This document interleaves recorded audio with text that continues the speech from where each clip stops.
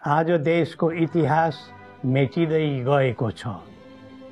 नेपालको अस्तित्व नासिँदै गएको छ। नेपालका होनहार जनशक्ति दिनहुँ ताती लागेर देशबाट बाहिरिँदै गएका छन्।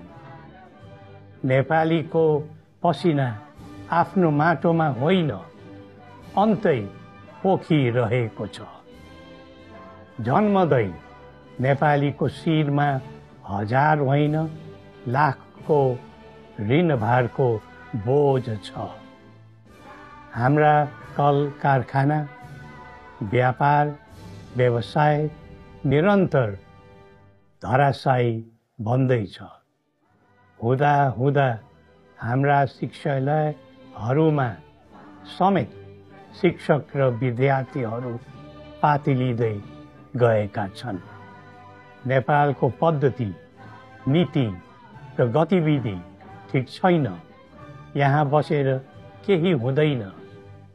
श्रम, सिप, चेतना र ज्ञान भएका हाम्रा नागरिकहरूमा त्यस प्रकारको भाष्य चलिरहेको छ। यस्ता कुराले प्रजातन्त्रलाई शोभनीय बनाउँदैन। प्रजातन्त्र आशा जगाउने प्रणाली हुनुपर्दछ। जनताको भरोसा बढाउने प्रणाली हुनुपर्दछ।